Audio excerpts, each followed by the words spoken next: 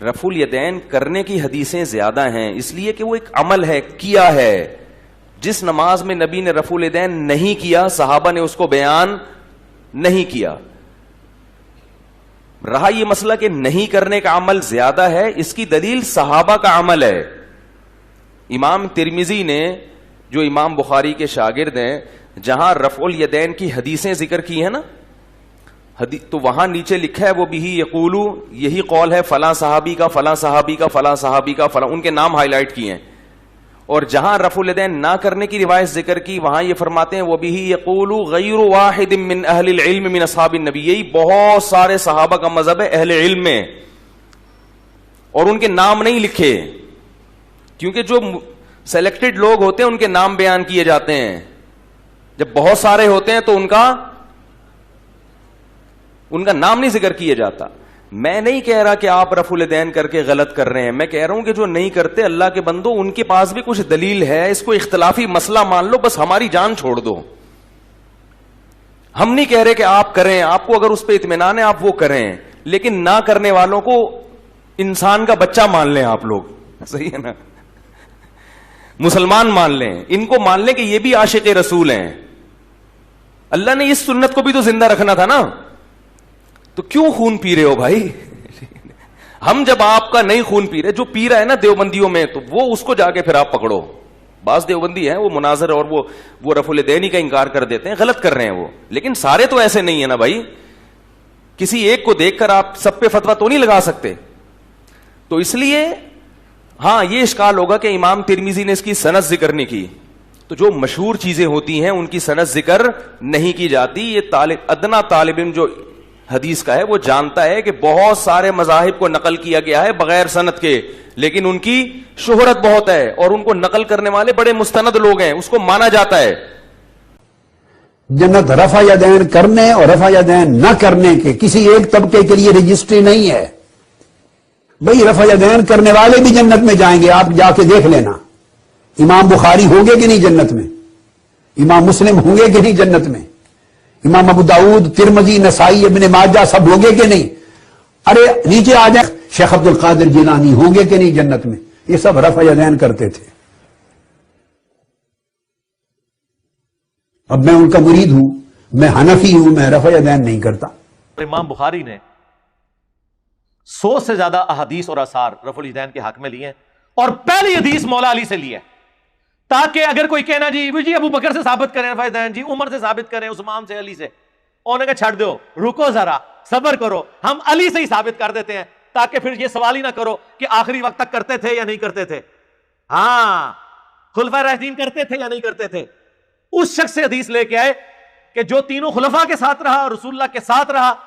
اگر کوئی حدیث منسوخ بھی ہوئی تھی جو ابو بکر، عمر، عثمان کو بھی نہ پتا چلی، مولا علی سے تو نہیں چھپی ہوئی تھی. مولا علی کی وہ حدیث ترمذی اور ابن ماجہ میں بھی ہے کہ مولا علی نماز کا طریقہ سکھاتے ہیں تابعین کو، کہ نبی علیہ السلام جب نماز شروع کرتے تو دونوں ہاتھ کندھوں تک اٹھاتے، رکوع میں جانے لگتے تو دونوں ہاتھ کندھوں تک اٹھاتے، اور رکوع سے سر اٹھاتے تو دونوں ہاتھ کندھوں تک اٹھاتے. یہ حدیث ابن ماجہ میں اور ترمذی میں ہے، اور امام بخاری نے جز رفع الیدین میں پہلی حدیث یہ لے کے حنفیوں کے سارے سوال ختم کر دیے ہیں، پیسیفک اوشن کی گہرائیوں میں اور اٹلانٹک کی ٹھنڈک میں پھینک دیے جا کے. ایک روایت لکھی اور لوگ کہتے ہیں ہم وہ روایتیں پیش کرتے ہیں، وہ کتاب ہی ثابت نہیں ہے. اور یار جو لوگ بخاری مسلم کی رفع الیدین کی حدیثیں نہیں مانے ہوئے ہیں، ان سے آپ نے جز رفع الیدین کی حدیثیں منوانی ہیں امام بخاری کی کتاب کی. اور جو قرآن کے عقیدوں کو نہیں مانے ہوئے، ان سے آپ نے امام بخاری کی کسی کتاب سے کوئی بات نکل کر کے ان سے منوانی ہے. لیکن پھر بھی ہمارے کلمہ کو بھائی ہیں، نمازیں ان کے پیچھے پڑھیں، چندے ان کو دیں، یہ آپ کو مسجد سے نکالیں تب بھی پیچھے پڑھیں، تاکہ آپ خاموش دعوت کریں سنت انشاءاللہ. یعنی گھوڑوں کی دموں والی حدیث جب حنفیوں نے پیش کی تو جز رفع الیدین میں امام بخاری نے لکھا کہ جو لوگ گھوڑوں کی دموں والی حدیث رفع الیدین پہ لگا رہے ہیں، مسلم شریف کی حدیث، وہ تو سلام پھیرتے ہوئے الفاظ ہیں کہ زانوں پہ ہاتھ رکھو اور یوں نہ کرو، اور دم ہلتی بھی یوں ہے، ایسے ایسے نہیں ہلتی. گھوڑا یوں دم لاتا ہے، ان کا گھوڑا شاید ایسے ایسے لاتا ہو.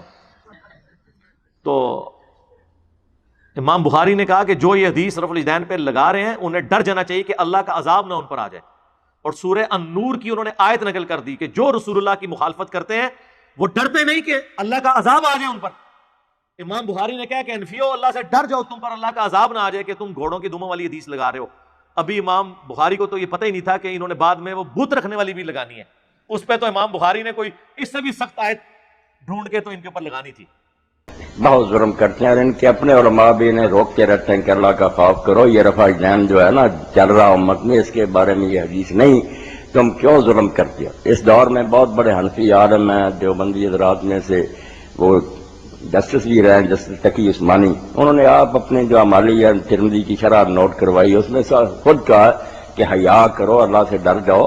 یہ سنت جو رفع الذین ہے امام کر رہے ہیں شافعی اور احمد اور سارے اہل حدیث، یہ کس نے اس کو کہا کہ یہ گھوڑوں کی دم ہے اور یہ جھوٹ بولتے ہیں. اسی طرح یہ مدرسہ جامعہ اشرفیہ لاہور، اس کے شیخ تھے مولانا محمد عزیز کاملی رحمۃ اللہ علیہ، ان کی مشکات کی شرح تاریخ کسبی، اس میں بھی لکھتے ہیں کہ جس میں رائی برابر ایمان ہوگا وہ اس بحث میں اس کو نہیں پیش کرے گا. حضور اپنی سنت کو میرے بھائی گھوڑوں کی دم میں کہہ سکتے تھے، اگر روکنا بھی ہوتا تو کہتے میں نے بھائی بتایا تھا، اب اس کو چھوڑ دو. اچھا انداز تھا. کتنی چیزیں ایسی آپ نے کہا تھا قبریں نہ دیکھا کرو، بعد میں کہا میں نے منع کیا تھا، اب اجازت دیتا. قربانی کے بارے میں کہا تھا 3 دن کے سے زیادہ گوشت نہ کو، پھر کہا میں اب اجازت دیتا. رفع دین روکنا ہوتا چلا تو حضور کے کہنے سے تھا نا، یہ سارے مانتے ہیں. تو آپ کہتے میں نے سکھایا تھا اب چھوڑ دو. جب آپ نے کہا گھوڑوں کی طرح دمے کیوں رہتے، وہ کہہ نہیں سکتے تھے کہ یہ گھوڑوں کی طرح دمے رہا تو آپ نے سکھایا. اگر یہ گھوڑوں کی دم ہے تو آپ نے تو بتایا تھا. بہت بےہودگی کرتے ہیں کہ غیر متعلقہ روایت کو اس بحث میں لاتے ہیں، اور اتنا بھی شرم اور حیا ان میں نہیں کہ جانتے ہیں کہ امت کے بہت امام اور صحابہ کرتے رہے، کچھ نہیں بھی کرتے رہے. یہ تو کسی نے نہیں کہا. مولانا روشہ کہتے ہیں یہ بے حیا جو کہتے ہیں منسوخ ہو گیا، ان کے پاس ایک حرف بھی نہیں ہے. ہم صرف اتنا کہتے ہیں کہ اگر چھوڑ بھی دے تو نماز ہو جاتی. منسوخ ہونے کا کہاں ذکر ہے کہ آپ نے بند کر دیا. اور یہی مولانا عبداللہ لکھنوی رحمۃ اللہ علیہ نے تاریخ المسجد میں لکھا کہ جنہوں نے ہم میں سے یہ شرارت کی ہے نا عینی وغیرہ نے کہ یہ منسوخ جھوٹے، ایک حرف بھی حدیث کی کتابوں میں موجود نہیں. یہی معرف السنن میں اس دور میں مولانا یوسف بنوری صاحب نے لکھا بھئی آپ صرف سوئی کے ناکے برابر، وہ بھی میں کہتا ہوں کہ اب ابن مسعود رضی اللہ عنہ کی روایت صحیح اگر نہ کرے تو گنجائش، ورنہ بہت علماء تو کہتے ہیں کہ وہ روایت بھی صحیح نہیں، آپ نے چھوڑا ہی نہیں کبھی. سوئی کے ناکے کے برابر گنجائش ہے نہ کرنے. آپ الٹا حملہ کرتے ہیں. 22 صحابہ کرام سے حدیثیں ہیں، بعد میں بھی ابن عمر کسی کو دیکھتے کہ نہیں کر رہا، کنکریاں اٹھا کر اس کو مارتے، غضب کر رہے ہیں کہ اس کو گھوڑوں کی دمیں کہہ رہے ہیں. باقی یہ رفع دین کیا تھا اس کے بارے میں علماء نے لکھا بہت، مگر میں 2 باتیں کہہ دیتا ہوں جو اہل حدیث حضرات بھی نہیں بیان کرتے، حالانکہ کرنی تھی.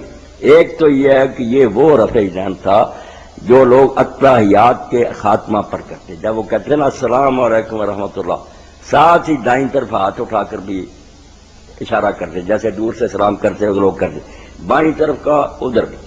یہ صحیح مسلم میں ساتھ ہی ہے.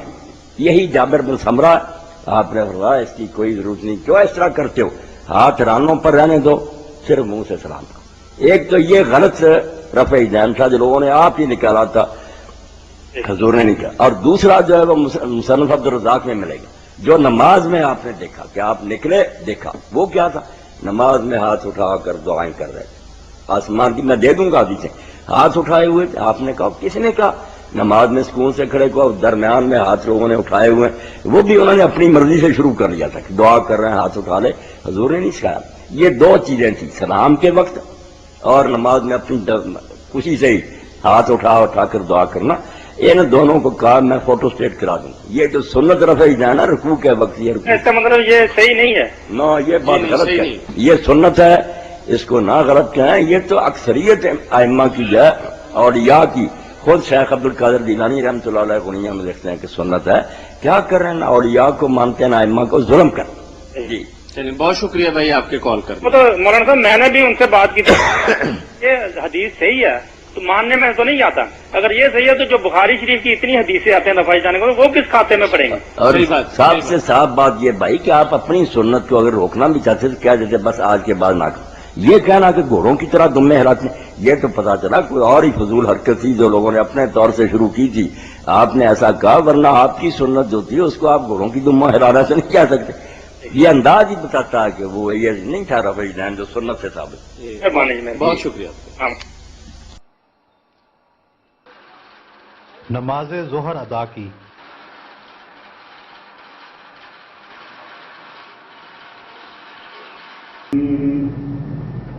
اللہ اکبر.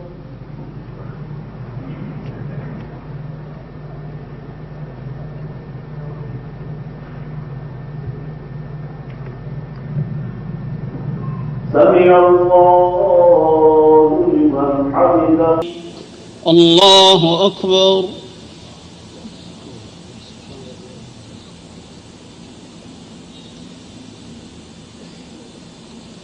سمع الله لمن حمده.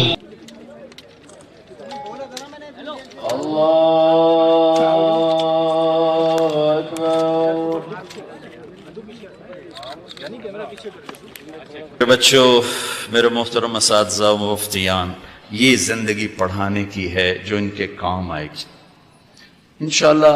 رفع یدین کرنے والے بھی جنت میں جائیں گے، نہ کرنے والے بھی جائیں گے، اگر کبائر سے اجتناب ہے، محرمات سے اجتناب ہے۔ عبداللہ بن عمر رفع یدین کرتے تھے۔ مصنف ابن ابی شیبہ میں ہے کہ علی اور ابن مسعود رضی اللہ عنہ کی شاگرد رفع یدین نہیں کرتے تھے سوائے پہلی مرتبہ کے۔ اس کا جواب کیا ہے؟ اس کا جواب یہ ہے کہ بھائی یہ تابعین کی بات ہے۔ یہ جو ان کے شاگرد تھے نا ان دو صحابیوں کے، یہ تابعین تھے، اور تابعین کا مسئلہ صحابہ کے بعد آتا ہے۔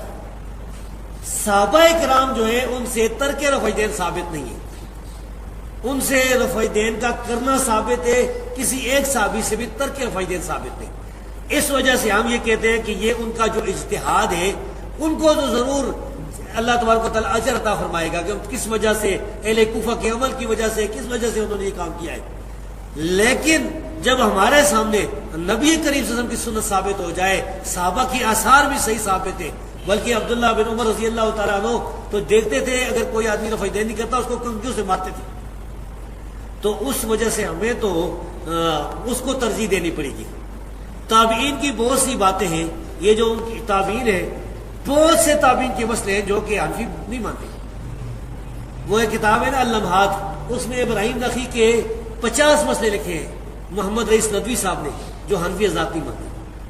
ان میں سے ایک موٹا مسئلہ سنو، تابعین کہتے تھے جرائم پر مسح کرنا جائز ہے، اور ہمارے یہاں دیوبندی بریلوی کہتے ہیں جائز نہیں ہے۔ نبی صلی اللہ علیہ وسلم نے نماز میں رفع یدین کیا ہے، یہ ہر مسلمان جب نماز شروع کرتا ہے رفع یدین کر کے ہی کرتا ہے، اس میں کوئی اختلاف نہیں ہے۔ سوال صرف یہ ہے کہ باقی موقعوں پر بھی کیا ہے، معلوم ہوتا ہے کبھی کبھی کیا ہے، تو اس وجہ سے آپ اتنی بات اگر مان لیں تو اس میں لڑنے کی کیا بات ہے؟ یعنی ایک تو فرض ہے، اس کے بغیر نماز ہوتی نہیں شروع کرتے وقت، اس میں کسی کو اختلاف بھی نہیں۔ رکوع میں جاتے ہوئے، سجدے میں جاتے ہوئے، اٹھتے ہوئے، روایتوں سے معلوم ہوتا ہے کہ حضور نے کبھی کبھی اس موقع پر بھی رفع یدین کی ہے۔ ٹھیک، اتنی بات ختم ہو گئی۔ آپ بھی کبھی کبھی کر لیں گے تو آخر کیا قیامت آ جائے گی؟ جلال الدین سیوطی رحمۃ اللہ علیہ نے فرمایا کہ حدیث رفع الیدین رواہ 50 صحابیا، رفع الیدین کی حدیث کو 50 صحابہ کرام نے روایت کیا ہے، اور علامہ مجد الدین فیروز آبادی مصنف قاموس وہ اپنی کتاب صفر السعادہ کے اندر لکھتے ہیں کہ رفع الیدین کے ثبوت میں تقریباً 400 احادیث موجود ہیں۔ میں اس میں سے ایک روایت جو بخاری کے اندر ہے وہ میں پیش کرنا چاہتا ہوں۔ روایت اس طرح ہے، وان ابی قلابۃ انہ رأى مالک بن الحویرث اذا صلى کبر ورفع یدیہ واذا اراد ان یرکع رفع یدیہ واذا رفع راسہ رفع یدیہ وحدث ان رسول اللہ صلی اللہ علیہ وسلم صنع هكذا رواہ البخاری فی کتاب الصلاۃ۔ حضرت امام بخاری حدیث پاک کو ایسے کتاب الصلاۃ کے اندر لائے ہیں۔ حضرت ابو قلابہ کہتے ہیں کہ انہوں نے مالک ابن حویرث کو دیکھا کہ مالک ابن حویرث جب نماز پڑھنا شروع کرتے، اذا صلی، جب نماز پڑھنا شروع کرتے تو تکبیر بولتے، کبر، اور تکبیر کے وقت رفع الیدین کرتے، کبر ورفع یدیہ، تکبیر تحریمہ کے وقت رفع الیدین کرتے۔ تو رفع الیدین کا ایک محل تو تکبیر تحریمہ کے وقت ہے۔ پھر وَإِذَا أَرَادَ أَن يَرْكَعَ، جب وہ رکوع کرنے کا ارادہ کرتے تو رکوع میں جانے سے پہلے رفع الیدین کرتے۔ وَإِذَا رَفَعَ رَأْسَهُ، اور جب رکوع سے اپنا سر اٹھاتے تو رفع یدیہ، تب رفع الیدین کرتے۔ یہ روایت بیان کرنے کے بعد ابو قلابہ کہتے ہیں کہ مالک ابن حویرث جب یہ عمل دکھلا رہے تھے، نبی کریم صلی اللہ علیہ وسلم کی نماز کا یہ طریقہ بتا رہے تھے، فارغ ہونے کے بعد وہ کہتے ہیں وحدثا، انہوں نے بیان کیا ان رسول اللہ صلی اللہ علیہ وسلم صنع ھکذا، نبی کریم صلی اللہ علیہ وسلم نے اسی طریقے سے کیا ہے، یہ نبی کریم صلی اللہ علیہ وسلم کا عمل ہے۔